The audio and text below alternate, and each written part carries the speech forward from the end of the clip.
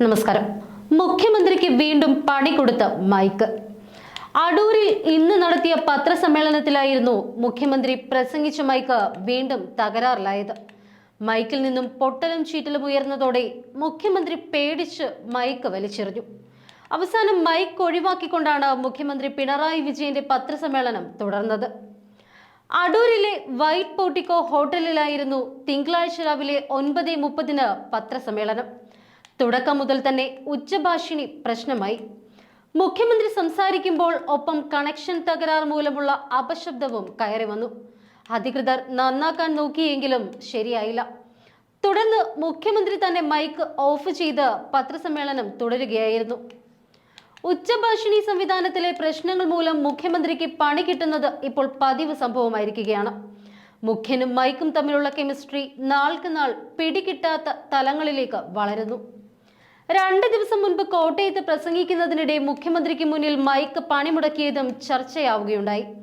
കോട്ടയം ലോക്സഭാ മണ്ഡലം LDF സ്ഥാനാർത്ഥി Thomas ചാഴിക്കാടന്റെ തിരഞ്ഞെടുപ്പ് പ്രചരണ കൺവെൻഷൻ തലയോലപ്പറമ്പ് പള്ളിക്കവലയിൽ നടക്കുന്നതിനിടയിലായിരുന്നു മൈക്ക് പണിമുടക്കിയത്. പിണറായി വിജയൻ പ്രസംഗം ആരംഭിച്ച ഉടനെ തന്നെയാണ് മൈക്ക് ഒടിഞ്ഞു വീണത്.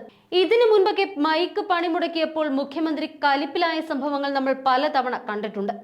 എന്നാൽ ഇക്കുറി കോട്ടയത്ത് തിരഞ്ഞെടുപ്പ് പ്രചരണത്തിനിടെ മൈക്ക് പണിമുടക്കിയിട്ടും വളരെ സൗമ്യനായാണ് മുഖ്യമന്ത്രി പ്രതികരിച്ചത്. ഒരേ വേദിയിൽ 2 തവണയാണ് മൈക്ക് പണിമുടക്കിയത്. ആദ്യം മൈക്ക് ഒടിഞ്ഞു വീഴുകയും പിന്നാലെ മൈക്ക് സെറ്റിൽ നിന്നും പുക ഉയരുകയും ചെയ്തു. 2 സംഭവങ്ങളിലും മുഖ്യമന്ത്രി പ്രകോപിതനായില്ല എന്നതാണ് പ്രത്യേകത. ഇതിനു മുൻപ് മുഖ്യന്റെ സംസാരം തടസ്സപ്പെടുത്തിയ മൈക്ക് സെറ്റിനെതിരെ കേസെടുത്ത സംഭവം പോലും ഉണ്ടായിട്ടുണ്ട്. ഉമ്മൻചാണ്ടി അനുസ്മരണത്തിന് മൈക്ക് തകരാറിലായതായിരുന്നു പോലീസ് കേസെടുത്തത്. പ്രതി ആരെന്ന് വ്യക്തമാക്കാതെ, ആരും പരാതി നൽകാതെ പോലീസ് സ്വമേധയാ കേസെടുക്കുകയായിരുന്നു അന്ന്. മുഖ്യമന്ത്രി അനുശോചന പ്രസംഗത്തിനായി ഉപയോഗിച്ചിരുന്ന മൈക്കിൽ ഹൗളിംഗ് വരുത്തി പ്രസംഗത്തിന് തടസ്സം വരുത്തി.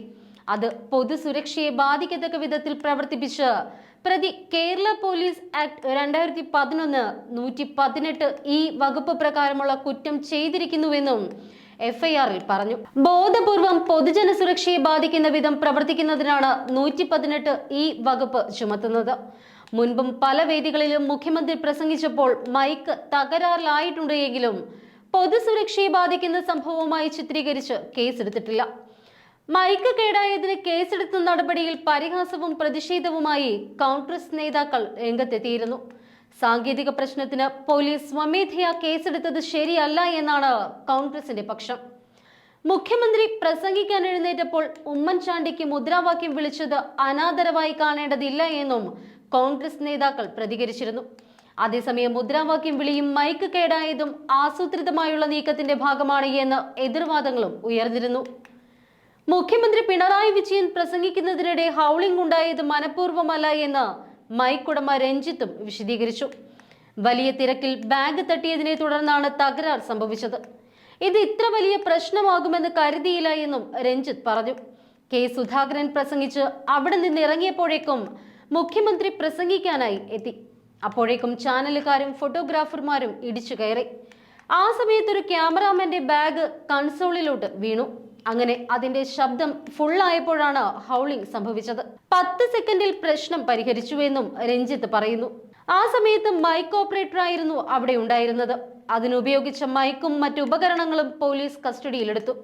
ഹൗളിംഗ് ഇത്ര വലിയ പ്രശ്നമാണ് എന്ന് തനിക്ക് അറിയില്ലായിരുന്നുവെന്നും പ്രധാനമന്ത്രി നരേന്ദ്രമോദി, മൻമോഹൻ സിംഗ്, രാഹുൽ ഗാന്ധി എന്നിവരടക്കമുള്ള പരിപാടികളിൽ താൻ മൈക്ക് നൽകിയിട്ടുണ്ട് എന്നും രഞ്ജിത്ത് പറഞ്ഞു.